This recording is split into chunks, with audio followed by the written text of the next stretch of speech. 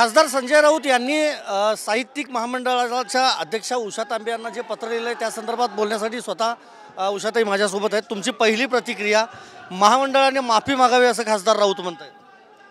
आम्ही जेव्हा कार्यक्रम ठरवतो आणि विषय ठरवतो तेव्हा असा विचार करतो की त्या विषयांमधनं समाजाला काहीतरी माहिती मिळावी आणि त्याप्रमाणे आम्ही वक्ते आणि मुलाखतकार निवडतो।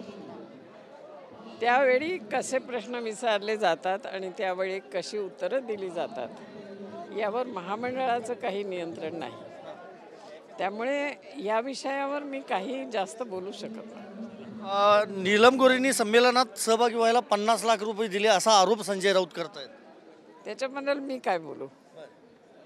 आरोप करणारे किमान त्यांच्यावर आरोप होत आहेत, त्यापैकी मी कोणीच नाही। म्हणजे मुलाखतीला जे प्रश्न विचारले गेले त्या संदर्भातलं ते उत्तर होतं, त्याला महामंडळ किंवा साहित्य संमेलन जबाबदार नाही म्हणतात? अजिबात नाही। यापूर्वी अशा कधी घटना झाल्यात इतिहासात?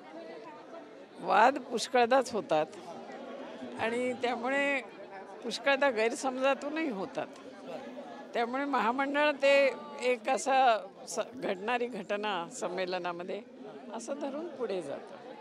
या संदर्भात तुम्ही काय खासदार राऊतांना भेटणार आहात का किंवा त्यांना तुम्ही काय उलट पत्र लिहिणार आहात? माझ्यापर्यंत ते पत्र आलेलंच नाही आहे, त्यामुळे मी काही असं ठरवलं नाही आहे। गैरसमज झालेला असं मला वाटतं आहे। राऊतांचा गैरसमज झाला नाही, कोणाचाहीच, जो कोणाला वाटतं आहे हे गैरसमजाचं आहे सगळं। पण ठीक आहे, तुमची ही प्रतिक्रिया आहे, पण सरहद्द संस्था किंवा आयोजक म्हणून संजय नहार यांनी सांगितलं की या मताशी आम्ही सहमत नाही आहे। तुमचं व्यक्तिगत मत काय याबद्दल? नाही, व्यक्तिगत मत मी देऊच नाही शकत। माझं एवढंच म्हणणं आहे की आमच्या या व्यासपीठावर आपण अभिव्यक्ती स्वातंत्र्य म्हणतो आहे, तर ते अभिव्यक्ती स्वातंत्र्य त्याच्याबद्दल महामंडळ काही त्याच्यावर नियंत्रण करू शकत नाही। अगदी महामंडळ म्हणजे अखिल भारतीय साहित्य महामंडळ या सगळ्यावर नियंत्रण ठेवू शकत नाही असं उषाताईंचं म्हणणं आहे। व्हिडिओ जर्नलिस्ट विनोद कुमारसह मी संदीप राजगोळकर, TV9 मराठी, नवी दिल्ली।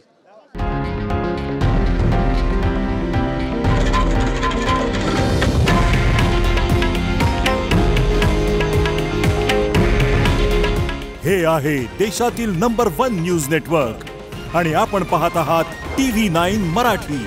काळजी तुमची, हित महाराष्ट्राचं।